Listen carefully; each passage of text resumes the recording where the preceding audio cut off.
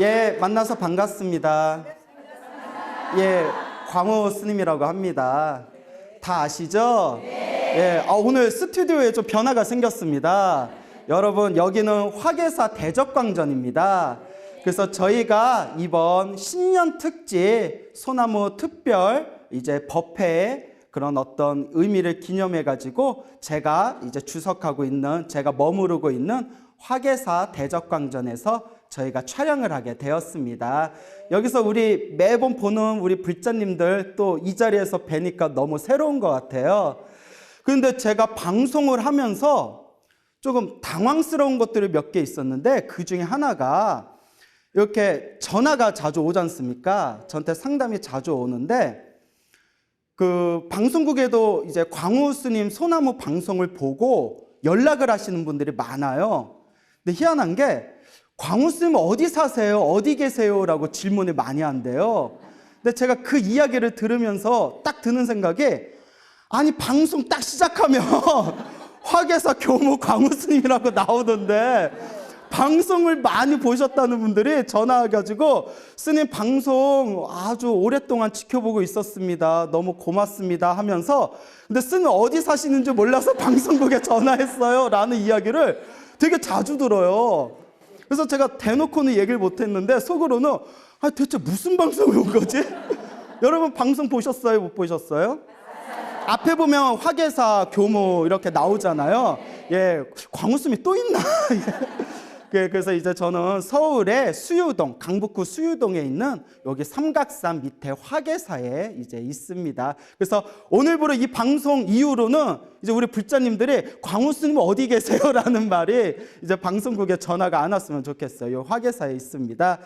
그래서 이제 화계사는 굉장히 이제 유명한 절인데요. 그 화계사의 역사를 기록해 놓은 화계사 약지라는 그 책에 보면 화계사를 산미라고 불렀다고 합니다. 산미, 세 가지가 아름답다. 그래서 꽃이 아름답고, 그리고 계곡이 아름답고, 그리고 돌이 아름답다. 그래서 산미라고 하는데 하나가 빠졌어요. 여러분들이 더 예뻐. 예, 예, 고맙습니다. 예. 또 빈말인지 알면서 좋대요. 또. 예, 웃자가 한 말이고요. 사람이 제일 아름답죠. 자, 그래서 산미, 그래서 화계사가 꽃필 화자의 계곡 계자입니다. 그래서 꽃피는 계곡, 꽃이 피는 아름다운 계곡이다라는 의미가 담겨져 있죠. 화계사의 창건 역사를 한번 살펴보자면 화계사는 원래 화계사의 뿌리가 되는 사찰이 보덕암이라는 사찰이 요 근방에 있었다고 합니다. 그래서 고려시대 광종 때 요 근처에 부어동이라는 마을이 있었나 봐요. 부어동에 법인대사라고 불렸던 탐문 스님께서 지으신 보덕암이라는 사찰이 있었는데 그 뒤로 세월이 흘러서 중종 17년 그러니까 1522년에 조선시대 중종 때 요 보덕암에 신월이라는 스님이 계셨대요. 예, 이 신월 선사께서 왕족인 서평군 이씨니까 왕족이겠죠? 왕족과 대화를 하다가 이 서평군 이공이라는 이 왕족분께서 신월 스님에게 여기 화계동에 가면 예전에 절이 있었던 자리가 있는데 너무나 그 자리가 아름답다. 그쪽으로 절을 옮기면 어떻겠냐라고 서평군 이공이 먼저 말을 꺼냈답니다. 그러니까 신월 선사가 저도 오래전부터 그런 마음이 있었습니다 하면서 그 왕족인 서평군 이공의 시주를 받아가지고 지금 이 자리에 화계사가 세워지게 된 겁니다. 그래서 중종 17년 그러니까 1522년에 지금의 화계사가 창건되게 되었다. 근데 채 100년도 안 돼가지고 광해군 때 그러니까 1618년에 여기가 화재가 나서 완전히 전소가 됩니다. 완전히 불에 타서 사찰이 전소가 되니까 그때 여기에 계셨던 도월선사라는 분께서 역시 왕족인 덕흥대원군을 찾아가서 화주를 받게 됩니다. 자, 그런데 덕흥대원군이 누구시냐? 덕흥대원군의 아들이 선조입니다. 임금 선조. 그러니까 그때가 광해군이었잖아요. 그러니까 덕흥대원군이 누구의 할아버지 정도 돼요? 광해군의 할아버지가 되는 거죠. 그 당시 왕이었던. 그래서 덕흥 대원군의 가문의 큰 화주를 받아가지고 다시 새롭게 중창불사를 하게 됩니다. 그리고 그렇게 이제 중창불사를 하고 쭉 세월이 지나다가 아마 화계사가 그때 좀 많이 쇠락해졌나 봐요. 그래서 흥성대원군 시절, 그래서 1870년에 용암 스님과 초선이라는 스님께서 흥성대원군을 찾아가서 화계사 좀 도와주십시오라고 부탁을 해가지고 흥성대원군의 막대한 자원과 지지를 받아서 지금의 사찰의 골격을 이루게 됩니다. 그러면 흥성대원군이 왜 그렇게 이제 우리 화계사에 막대한 지원을 해줬냐? 그 재미난 이야기를 이제 조금 이따 또 드릴 겁니다. 그리고 우리 화계사가 굉장히 그 한국 역사에서도 빼놓을 수 없는 아주 중요한 이 도량인데요.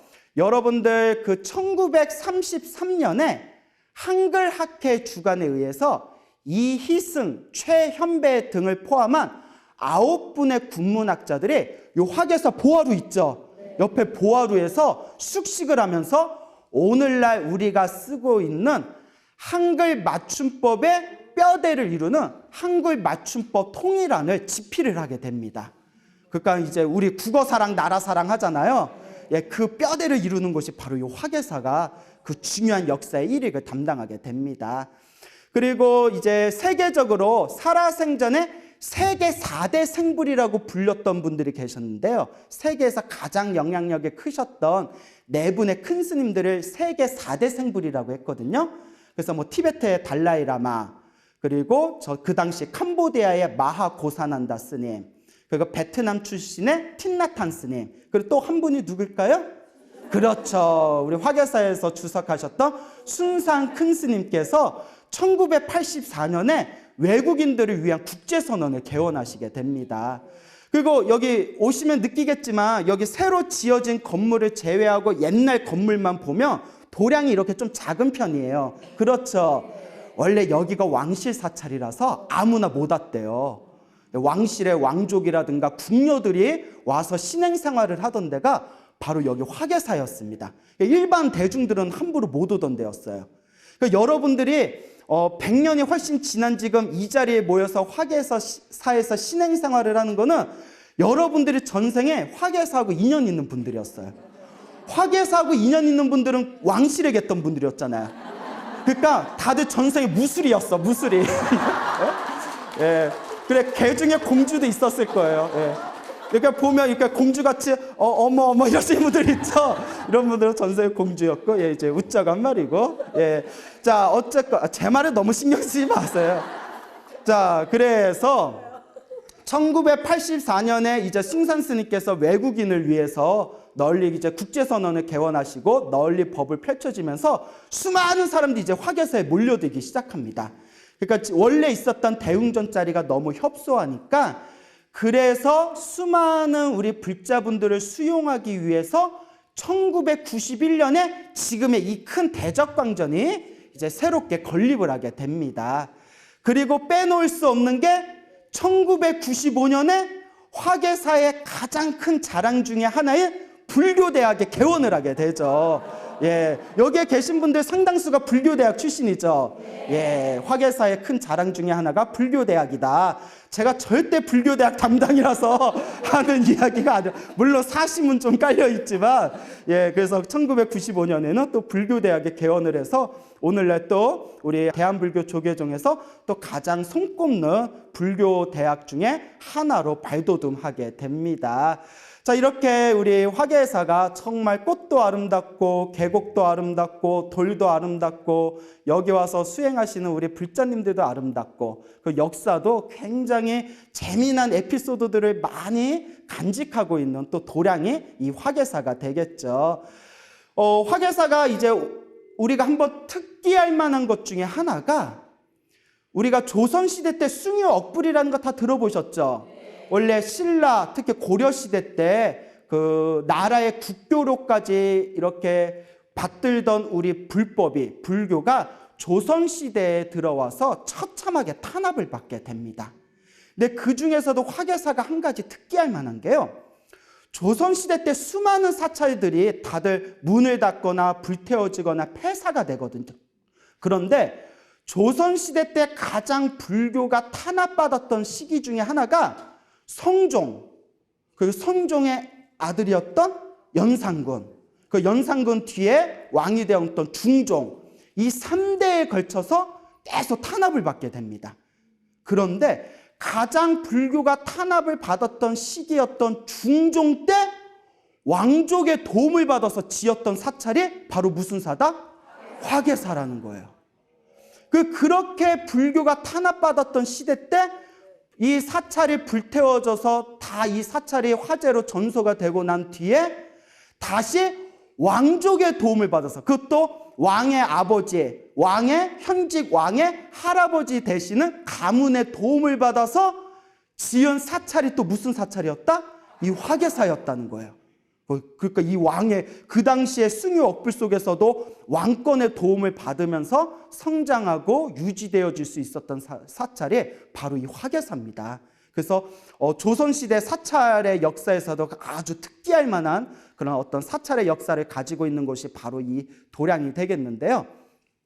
이 오늘날의 이 사찰을 크게 일으켜준 분 중에 가장 빼놓을 수 없는 분이 바로 흥성대원군이에요. 흥성대원군은 다들 이야기 들어보셨죠? 뭐 이하응이 이제 원래 본명이시고, 그 안동김 씨의 세도 정치에 의해서 끊임없이 그 왕권이 이제 짓밟히고 있었을 때 이제 미친 척 야인으로 살다가 이렇게 때를 노리다가 이제 비로소 자기의 이제 아들을 왕으로 세우고 나서 왕권을 강화하는 데 결정적인 역할을 했던 분이 바로 흥성대원군이지 않습니까? 그 흥성대원군이 이 화계사와 어떤 깊은 인연이 있냐면, 썰을 좀 풀자면, 어느 날 흥성대원군이 이제 야망을 가지고 사람들의 눈을 속이기 위해서 이제 야인처럼, 미친 사람처럼 지내고 있을 때 흥성대원군 부인 여흥민 씨의 원찰이 이 화계사였대요. 그러니까 자기 이제 마누라가 다니던 절이니까 흥성대원군도 가끔 머리 식히고 싶을 때마다 여기 이렇게 올라오고 했답니다. 혹시 여흥민 씨 오셨습니까? 여흥민 씨? 있어요? 저기 계시네. 예, 여기 화계사 열심히 다니시겠어요? 근데 어떡하냐, 조금 이따 안 좋은 얘기 나올 텐데. 예, 여흥민 씨 잘못은 아니고, 여하튼 여흥민 씨 이제 부인이 다니던 원찰이라서 흥성군이 어느 날 답답한 마음을 가지고 어느 날 이제 화계사에 여름날에 다 올라오게 됩니다. 그래서 화계사에 딱 올라왔는데 저기 왜 동자승이 가만히 서 있다가 이양, 그러니까 미래 흥성대원군이 이렇게 이제 사찰의 문에 이렇게 발을 딛는 순간 후다다닥 뛰어오더니, 선비님 혹시 성함이 뭐 이자 하자 응자 되십니까? 아니 스님이 그걸 어찌하오? 우리 스님께서 귀한 손님이 오신다고 기다리라고 했습니다. 어서 일로 오시죠, 이러는 거예요. 그래서 아니 내가 올 줄을 어떻게 알고, 약간 좀 뻥이 섞인 것 같죠? 아니 내가 올 줄을 어떻게 알고 나를 기다리고 있었지? 뭐 하면서 이렇게 가가지고 만난 스님이 만인 스님이었어요. 이 화계사에서 만인이라는 법명을 가진 노스님을 만나게 됩니다. 그 만인 스님하고 이런 저런 대화를 했는데 이 흥성대원군이 만인 스님이 보통 사람이 아니라는 걸 딱 감지를 합니다. 원래 고수는 고수를 바라보지 알잖아요. 그러니까 또 만인 스님도 이제 흥성대원과 대화를 하면서 이 사람이 역시 내가 본대로 보통 사람이 아니라 이 천하를 좌지우지하려는 용과 호랑이 같은 그런 어떤 심장을 타고난 사람이구나. 내가 역시 사람을 잘못 본 게 아니구나. 이렇게 대화를 하면서 만인 스님이 살짝 운을 띱니다. 이제 우리가 간 본다고 하죠. 예. 혹시 마음속에 큰 웅지를 품고 있지 않습니까? 옛날에 이제 그런 얘기 함부로 하면 큰일 나잖아요. 영목죄가 되잖아요. 그래서 깜짝 놀라서 아닙니다. 제가 뭐 그런 그릇이 되겠습니까? 그러니까 만인 스님이 다 이렇게 여러저러 이렇게 찔러보면서 충분히 하고도 남으실 분입니다. 이러니까 이제 흥성대원군이 요 만인 스님 정말 보통 분이 아닌 것 같다. 이분에게 내가 내 흉금을 다 털어놓고 조언을 한번 구해보자. 그래서 흥성대원군이 만인 스님한테 다 무릎을 꿇고 이렇게 묻습니다. 스님, 지금 안동긴 씨의 이 세도에 의해서 이 조선이 막 이렇게 촛불처럼 흔들리고 있지 않습니까? 제가 이 나라를 다시 제대로 되살리고 싶습니다. 제가 어떻게 하면 좋겠습니까? 그 스님이 딱 보더니 방법이 있는데 말할 수가 없네. 그럼 말을 하지 말든가. 꼭 운을 띄워. 방법이 있는데 뭐라 말할 수가 없네. 그 흥성대원, 무슨 방법이 있습니까? 얘기해 주십시오. 내가 이 이야기를 하면 내가 억겁에 무서운 업보를 지게 될 겁니다. 내가 이 방법을 알려주면 불법문 중에 죄인이 될 겁니다. 그래서 제가 말할 수가 없습니다. 그러면 운을 떼지 말든가. 그 얼마나 흥성대원이 답답하겠어요. 그렇죠? 사정사정을 합니다. 그럴 때 이제 만인스님이 이것도 시절 인연인가 봅니다. 이것도 시운인가 봅니다. 이게 어쩔 수 없이 내가 그 업을 짊어지고 말해야 할 때가 왔나 봅니다 하면서 스님으로서 입에 담을 수 없는 무서운 얘기를 합니다. 내가 이거 보고 내가 핑 돌았다니까요. 이게 이제 야사예요. 야사인데 그 흥성대원에서 뭐라고 하냐면 충청도의 덕산에 가면 가야사라는 절이 있습니다. 가야사에 금탑이 있는데 그 금탑 자리에 조상의 묘를 쓰면 제왕이 나올 것입니다. 이러는 거예요. 근데 생각해 보세요. 어디다가 묘를 쓰면? 부처님 탑 자리에다가 어떻게 묘를 써요? 여러분 한번 쓰겠어요? 못 쓰겠어요? 써요? 그렇죠. 못 쓰죠. 쓰면 안 돼요. 큰일 나요. 흥성대원군이 거기다 묘를 쓰면 되겠습니까? 그러니까 부처님의 도량에다가 묘를 쓴다는 게 이게 말이 안 되는 거거든요. 이제 흥성대원군의 마음에는 그게 이제 꽂혔어요. 이 스님이 괜히 하신 말씀이 아닐 거다. 그래서 이걸 어떻게 해야 되나? 이걸 어떻게 해야 되나? 저를 어떻게 내가 빼앗아서 저기다가 금탑 자리에다가 내가 우리 아버님 남영군 우리 아버님의 묘를 쓸 것인가 고민을 하다가 그래 불태워버리자. 그거 보통 사람이 아니에요. 흥성대원 보통 분이 아닙니다. 여러분 행여라도 절에다 불 지른다는 생각 할 수 있어요? 없어요? 안 돼. 그 촛불이나 켜. 뭘 불을 질러? 예? 그 연등이나 켜면 되지. 이제 사찰에다가 불을 질러 버려야겠다. 불이 질러서 스님들이 뿔뿔이 흩어지면 거기다가 묘를 써야 되겠다. 이렇게 이제 고민을 하게 됩니다. 고민을 해서 할까 말까 그러다가 한날 한시에 대원군의 집안에 있는 모든 가족들 꿈에 저 호보신장이 나타났답니다. 화엄신장이 나타나가지고 칼을 휘두르면서 어찌 감히 부처님 도량을 불을 질러서 묘를 쓸 생각을 하느냐 하고 고함을 꽥 찌르는 그 꿈을 한날 한시에 가족들이 똑같은 꿈을 꿨대요. 그러니까 가족 문중 회의가 열립니다. 야, 이거 진짜 큰일 난다. 여러분들 하겠어요? 안 하겠어요? 흥성대원군 이양응이 보통 사람이 아니에요.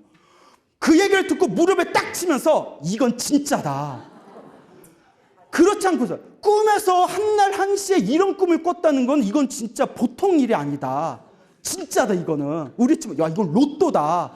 어차피 인생 한 번 올인이다. 이래가지고 인생 올인하면 둘 중에 하나잖아요. 뭐 아니면 도잖아요.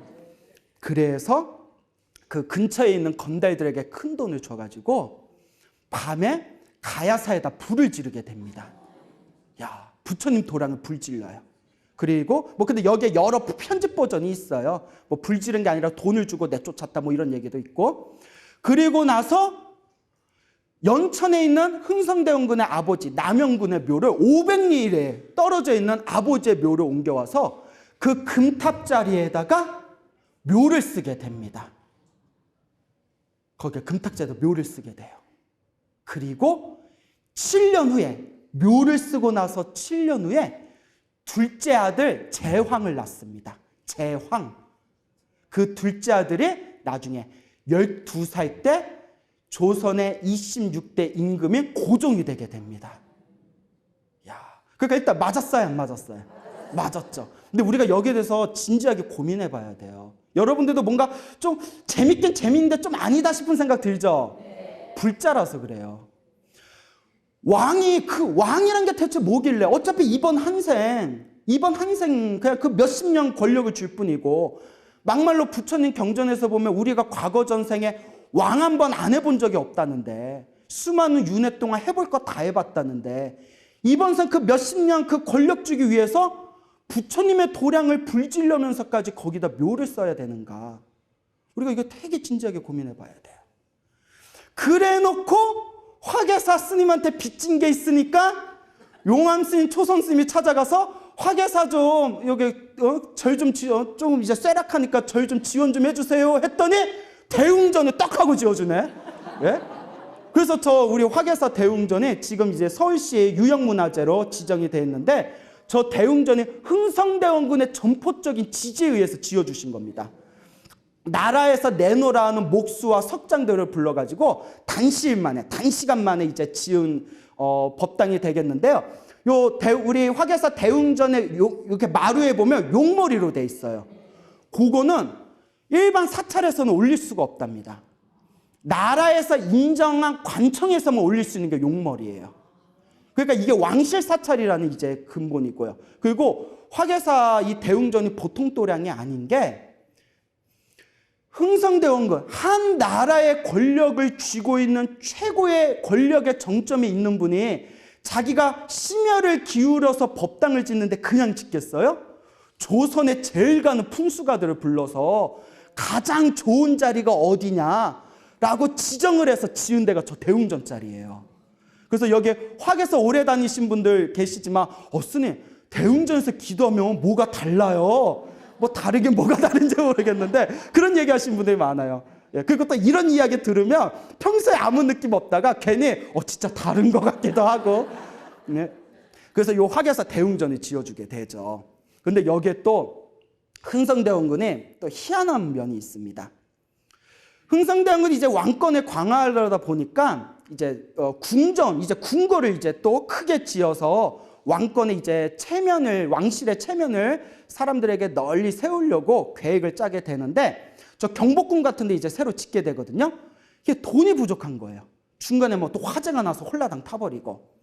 그래서 이제 동전을 이제 유통을 해가지고 자금을 모아야 되니까 동전 만들려면 청동이 필요하잖아요. 무슨 짓을 저질렀냐 하면 놀라지 마세요. 법주사에 가면, 법주사 아시죠? 법주사에 가면 법주사에 큰 금동대불이 있어요. 30m, 33m로 되어 있는 금동 미륵대불이 있는데 원래 그 금동 미륵대불이 원래 그 자리에 신라 해공왕 약 1000년 전에 그 유명한 진표율사께서 7년 동안 공을 들여가지고 만든 금동 미륵대불이 있었습니다. 그 미륵대불이 임진왜란 때에도 불타지 않고 병자호란 때에도 불타지 않고 1000년 동안 내려오다가 언제 그거 쑥 뽑아갔다? 흥성대원군이 돈 만든다고 당백전이라는 돈을 만들겠다고 1000년대 금동대불을 뽑아갔어요. 그걸로 동전을 만들었대요. 대박이죠. 화계사에다 절 지어서 놓고 무서운 사람이에요. 여러분, 그래서 저는 화계사 입장에서 흥성대원군이 좋아요. 우리 절 지어줬잖아. 예? 그런데 이 한국 불교의 한 스님의 입장에서는 이 흥성대원군이 진짜 불자라고 볼 수 있을 것인가? 여러분들 하면 아무리 너 절에다 불 질러라. 그럼 왕 시켜줄게 하면 진짜 왕을 시켜준대요. 근데 절에다 불을 지르래요. 그럼 여러분 할 수 있겠어요? 없겠어요? 안 되죠. 그거 하면 마군이에요. 차라리 왕 안 하고 말지. 그렇지 않습니까? 그리고 1000년 동안 내려온 그 소중한 문화재, 그것도 불상, 어마어마한 그 1000년의 역사와 내공이 담겨진 불상을 뽑아가서 동전을 만든 거예요. 그래서 흥성대원군의 아들과 손자였던 고종과 순종이 어떻게 됐죠? 굉장히 비참한 생애를 살게 됩니다. 나라를 빼앗기고 비운의 왕으로서 이 마지막을 하직하게 되죠. 그러니까 우리 불법에서는 부처님 불법승 3보를 회방하는 사람은 반드시 아주 무거운 큰 업보를 받게 된답니다. 근데 문제가 뭐냐면 이번 생에만 받는 게 아니래요. 다음 생, 다다음 생 그 무거운 업보를 다 갚을 길이 없답니다. 그러니까 그러면 문제 흥성대원군이 같은 경우에 이제 애매하게 되는 게 우리 불교에서는 불법을 회방하면 무거운 업보를 젖는다고 했잖아요. 근데 또 부처님의 가르침을 널리 전하기 위해서 불상을 만들거나 사찰을 만들거나 법당을 지으면 큰 복을 받는다고 했거든요. 그러니까 흥성대원군 같은 경우는 죽으면 염라대왕이 되게 골치 아픈 거예요. 이거 계산을 때려야 되거든요. 이거 주판을 어디 보자, 가야사 불탔으니까 마이너스 몇 점? 아이고 화계사에 법당 졌네? 어디 보자, 플러스. 아이고 금동 미륵대불 뽑아갔네, 마이너스 깎고. 아이고 그래도 또 여기 절에 여기저기다 또 뭐 보시도 많이 했네. 그러면 이거 좀 올리고 계산 되게 복잡한 거예요. 그 염라대왕이 머리카락이 새는 거예요. 아주 이거 어떻게 계산 때려야 되나. 예? 자, 자기가 지은 선업은 선업대로 받고 악업은 악업대로 받습니다. 흥성대원군도 아마 흥성대원군께서 돌아가신 지 꽤 되시죠? 불교적인 입장에서 보면 화계사의 대웅전을 지어준 공덕은 공덕대로 받고 금동대불 뽑아간 악업은 또 악업대로 받게 되는 거예요. 참 인과 업보가 묘하죠. 묘합니다. 자, 그래서 이제 이 흥성대원군이라는 이 걸출한 인물이 이 화계사와 깊은 연관을 맺고 있습니다. 그 후로도 여기 우리 화계사 정각에 보면 눈에 보이는 이 정각에 있는 한문들 있죠? 저기 이제 우리 정각으로 다 이렇게 새겨놓은 저 한문들이 조선시대 말 최고, 당대 최고의 서예가들이 다들 지은 거예요. 우리 명부전에 있는 명부전 현판도 흥성대원군이 쓰신 거고, 저기에 있는 보화루도 화계사라고도 이제 현판 돼 있는 것도 다 흥성대원군에서 직접 쓰신 겁니다. 그리고 우리 대웅전에 있는 대웅전 현판은 조선시대 말 당대 최고의 서예가가 부탁을 받고 써준 거래요. 그만큼 이 화계사가 그 왕족들과 왕실들과 흥성대원군과 고종이라든가 수많은 그 인척들과 아주 연관이 깊습니다. 그리고 우리 화계사 하면 절대 빼놓을 수 없는 장소가 있어요. 많은 분들이 이제 화계사에 오셔도 그 대웅전하고 대적강전에만 관심을 기울이지 정말 화계사를 대표하는 장소가 따로 있습니다. 명부전. 화계사 좀 다녔구나. 예, 그렇죠. 명부전. 명부전의 역사가 전설이 또 기가 막혀요. 여러분, 신정왕후 조씨라고, 조대비라고 들어보셨습니까? 그러니까 이제 흥성대원군의 부탁을 받아서 대원군의 둘째 아들인 이제 이재황을 고종으로 만들어준 분이 바로 이 조대비, 신정왕후 조씨입니다. 근데 이 신정왕후가 그 당시에 엄청나게 장수를 하셨어요. 82세인가를 사셨어요. 그 당시에. 그리고 젊었을 때부터 궁궐에 들어가지고 권력의 가장 정점에 있었던 분이지만 한 여인으로서는 눈물 많고 한많은 삶을 사셨습니다. 어린 나이에 이제 효명세자를 만나게 돼요. 효명세자를 만나서 세자빈이 되는데 남편이 채 20대 일찍 세상을 떠나게 됩니다. 20대. 그리고 아들 하나를 남겨놔요. 그 아들만 바라보고 살았는데 이 아들이 나중에 훗날에 헌종이 됩니다. 그리고 20대에 또 세상을 떠납니다. 남편과 하나뿐이 없었던 아들 둘을 20대 모두 세상을 떠나게 돼요. 그리고 저 강화도에 있었던 영구가 없던 강화도령을 철종으로 모시게 되고 안동김 씨가 이제 세도를 부리게 됩니다. 그리고 자기의 가문이었던 풍양조 씨가, 여기 혹시 풍양조 씨 오셨어요? 풍양조 씨, 저 여흥민 씨 아까 계셨고 풍양조 씨 안 계세요? 예, 풍양조 씨가 처참하게 이제 짓밟히게 됩니다. 눈앞에서 자기 친척들이 안동세가의 권력에 의해서 밀려나가는 걸 눈으로 다 지켜봤어야 되는 거예요. 그리고 이제 그렇게 꾹꾹 오로지 안으로 눈물을 흘리면서 오직 불심에 의지하면서 다 내 업이다 하면서, 여러분들 힘들고 답답할 때 뭐해라? 다 내 업이다 하면서 하염없이 염주를 굴리면서 불심으로 한 해 한 해를 견뎌내게 됩니다. 그리고 이제 안동김 씨의 세도를 막기 위해서 이제 이하흥과 이제 손을 잡고 이하흥의 아들, 흥성대원군의 아들을 이제 고종으로 내세우게 되는 거죠. 그리고 이제 4년 동안 수렴청정을 하게 됩니다. 나이가 워낙 왕이 나이가 어리니까. 그리고 흥성대원군에게 이제 부탁을 합니다. 내가 살아온 날을 내가 내 스스로를 가만히 비춰봤더니 내가 전생에 너무나 업보를 많이 지은 것 같다. 그래서 내가 이제 얼마 안 있으면 고희를 맞이하는데, 70을 맞이하는데 이제 내가 앞으로 살면 얼마나 더 살겠냐. 이번 생에 내가 조금이라도 업보를 지은 게 있으면 그 업장을 소멸하고 조금이라도 내가 선업공덕을 짓고 가고 싶다. 그러니 내가 복을 짓고 싶으니까 요 화계사에다가 지장보살을 모시고 싶다. 그러니 나를 위해서 지장보살을 모실 수 있도록 좀 도와달라. 흥성대원군이 누구의 부탁인데? 자, 그래서 여기서 중요한 거예요. 아주 중요한 겁니다. 흥성대원군, 한 나라의 최고의 권력을 가지고 있는 사람이 왕의 이름으로 왕명을 내립니다. 조선 팔도에서 가장 영험 있는 지장보살상을 찾아라. 가장 영험 있는 지장보살상을 조선 팔도에서 찾아라. 그 아무나 모신 게 아니에요. 저 공방 가서 지장보살님 한번 맞추려고 하는데요. 그러니까 금빛이 좋겠죠. 얼마요? 에이, 나 왕인데 좀 싸게 해줘요. 뭐 이런 게 아니라 뭐 싸고 팔고 뭐 사고 뭐 싸네 비싸네 이게 아니라 조선 팔도 불상 지장보살상 중에서 가장 영험 있는 분을 모셔라 라고 명령을 내립니다. 그 왕명인데, 그래서 조선 팔도를 싹 뒤집어 가지고 가장 스님들한테 막 자문을 구했겠죠.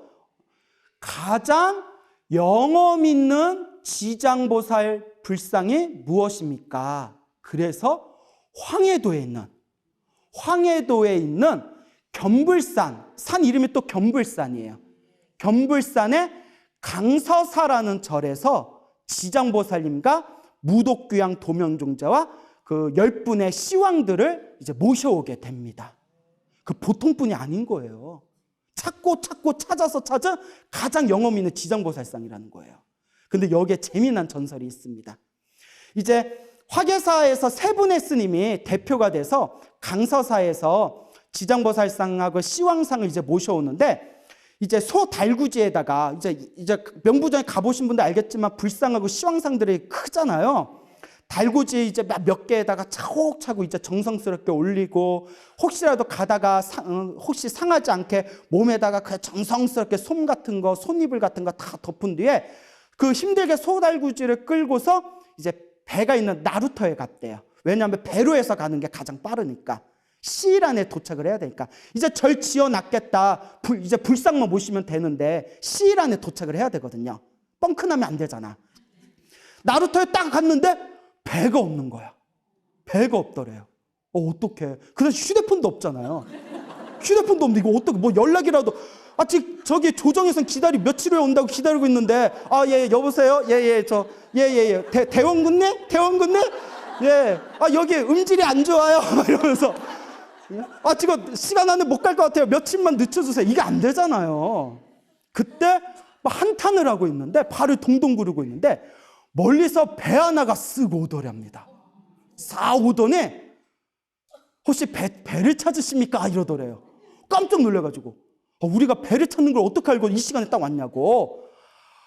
오늘 밤에 꿈을 꿨는데 돌아가신 할아버지가 나타나셔서 오전에 빨리 아침까지 저 나루터에 가봐라. 성인께서 기다리고 계신다. 꿈에 할아버지 현몽을 하셔가지고 이게 뭔 꿈인가 해서 와본 겁니다. 스님들이 놀래가지고, 스님도 놀라고, 그렇잖아요. 뱃사공도 놀라고, 하늘도 놀라고, 땅도 놀라고, 막 지장보살도 막 놀랬대요. 어떻게 알고 왔지? 나 아무 얘기 안 했는데. 석가모니 부처님이 얘기했나? 이러면서 죄송합니다. 제 말 너무 신경 쓰지 마세요. 그래가지고 배를 타고 한강의 뚝섬까지 가게 됩니다. 보통 2, 3일이 걸렸대요. 2, 3일이 갔는데 그날따라 순풍에 돛단 듯 돛에 순풍이 막 불어가지고 반나절 만에 도착을 했답니다. 그래서 시일 안에 무사히 지장보살님과 강서사에서 모셔온 지장보살님과 도명종자와 무독귀양과 시왕상을 저렇게 모셔놓을 수가 있었던 거예요. 저 명부전에 계시는 저 보살님과 시왕상이 우리 보물이에요. 보물로 지정되어져 있습니다. 그때 너무나 고마워가지고 백사공한테 큰 상금을 하사하려 합니다. 여러분 같으면 받아요, 안 받아요? 받아요? 스님 그걸 어떻게 받아요? 나 또 이런 거 기대했는데. 불심이 많이 부족하구나. 예. 그래서 백사공이 이렇게 얘기합니다. 아닙니다. 꿈에서 할아버지가 현몽을 하시고 이렇게 순풍이 불어가지고 밤날 잠만에 도착할 수 있던 거는 이거는 부처님의 뜻입니다. 불보살님의 뜻인데 제가 어떻게 돈을 받을 수 있겠습니까? 정 고마움을 표하고 싶다면 요 명부전에다가 제 이름 석자만 좀 올려주십시오 해가지고 몇십 년 동안, 그 이후로 몇십 년 동안 항상 명부전에 등을 달 때마다 그 사공에 이름이 항상 올려져 있었다라는 그런 이야기가 화계사의 기록을 담고 있는 화계사 약지에 명확하게 서술되어 있습니다. 야, 박수 한번 나와야 되는 거 아닙니까? 자, 그래서 좀 걱정이 돼요. 이제 이런 얘기하고 방송 나가면 또 저 명부전 좁아 죽겠는데 기도한다고 이제 명부전 좁거든요. 막 기도한다고 사람들 막 몰려들면 저서 이제 제도 지내야 되는데 뭐 이제 알아서 하세요. 예. 그래서 숭산 스님께서도 평소에 요 대웅전이나 여기 이제 우리 나한전 천불 500선전이나 여기서 기도할 때 에휴 신도들이 몰라. 정말 저기 기도빨 받는 데가 저 명부전인데 신도들이 몰라. 숭산 스님이 그런 말씀을 하셨다고 해요. 그래서 이제 여러분들 그동안 화계사가 이런 어떤 우리 명부전 지장보살에 대해서 크게 홍보를 안 해서 그렇지 전국에서 왕명을 받아가지고 가장 영험 있는 지장보살님을 찾고 찾아서 황해도에서 모셔온 지장보살상이 우리 화계사 명부전이 되겠습니다. 그래서 제가 항상 하는 얘기가 있어요. 여러분들이 사사로운 욕심을 가지고 천도제를 지낸다면 저는 지내지 말라고 합니다. 뭔 얘기인지 알죠? 예. 왜냐하면 우리가 뭐 많은 불자분들이 막 천도제 지내면 사업도 잘 되고 뭐 아픈 사람도 낫고 그런 욕심들이 있거든요. 그래서 제가 항상 드리는 얘기가 천도제는 공덕이 분명히 있어요. 저도 경험을 했고 지장경에도 분명히 천도제의 공덕에 대해서 나오거든요. 근데 너무 광신해서는 안 돼요. 천도제는 분명히 공덕이 있지만 천도제가 만병통치가 아닙니다. 그래서 저도 항상 불자분들한테 천도제는 분명히 공덕이 있지만 천도제보다 더 중요한 거는 내가 기도를 하는 거다. 내가 먼저 기도가 되고 그 다음에 천도제를 해야 더 큰 효과를 보는 거다라고 말씀을 드리거든요. 그래서 기도가 원칙이고 욕심을 가지고 천도제를 하면 안 되되 천도제는 분명히 공덕이 있습니다. 그래서 여러분들이 한번 내가 인생에 있어서 한번 천도제 한번 지내보고 싶다 하면 어디서 지내면 좋다? 여기까지. 너무 이러면 편집될 수 있어요. 예, 여기까지. 그만큼 이제 좋습니다. 알겠죠? 예. 자, 그래서 이제 우리 화계사의 이와 같은 아름다운 이야기들이 많습니다. 그래서 조대비의 그 어떤 간절한 서원의 마음으로 지어진 게 바로 저 명부전이 되겠죠. 그래서 우리 불자분들한테 항상 말씀드려요, 여러분. 내 앞에 주어진 행복과 불행이라는 게 결국 내가 지은 선악과 악업의 결과들이거든요. 여러분들이 살아가면서 여러분들이 만나게 되는 모든 인연들, 그 인연들이 좋은 인연도 있고 나쁜 인연도 있고, 나쁜 인연은 정말 그냥 인연이에요, 인연. 예? 그런 나쁜 인연, 예? 나쁜 인연도 있고. 참 이게 어려워요. 흥성대원군이 그렇게 이 조선을 살려보겠다고 애를 썼는데도 결국 조선은 무너지고 말았지 않습니까? 그것도 이제 이 조선이란 거대한 공업이죠. 우리가 함께 겪어야 할 공업이었고, 또 개인적으로 조대비가 그 왕실에서 부귀와 영화를 누리는 듯 보이지만 안으로는 한 여인으로서 정말 곡절 많은 삶을 살았지 않습니까? 그것도 개인이 짊어지어야 할 자기의 업보였던 거죠. 결국 그것을 풀어내는 것은 누구의 숙제다? 자기 자신의 숙제다. 그래서 제가 항상 하는 얘기가 있습니다. 이 자리에 있는 우리 불자들은 정말 전생에 복을 많이 지어서 전생에 한 가닥 성근이 있어서 이번 생에 사람으로 태어나고 누구를 만났구나? 왜 그래? 이러면 안 돼요. 자, 잘라. 이거 광우스님 말고, 제가 다시 부처님을 만났구나. 다시요. 응? 잘 나가다 왜 그래? 자, 우리는 전생에 그래도 한 가닥 성근을 지어서 이번 생에 사람으로 태어났고 이번 생에 누구를 만났구나? 부처님을 만나게 되었구나. 이거는 정말 우리에게 있어서 내가 전생에 복과 성근을 지었다라는 강력한 증거입니다. 그리고 또 우리 화계사에는 또 재미난 전설이 하나 있는데요. 왜 여기 위에 올라가면 오타천이라고 있어요. 들어보셨죠? 예, 우리 오래 다니신 분들은. 까마귀가 쫄딱 까마귀가 쪼어서 나온 샘이라고 해서 오타천이라는 약숫물이 있어요.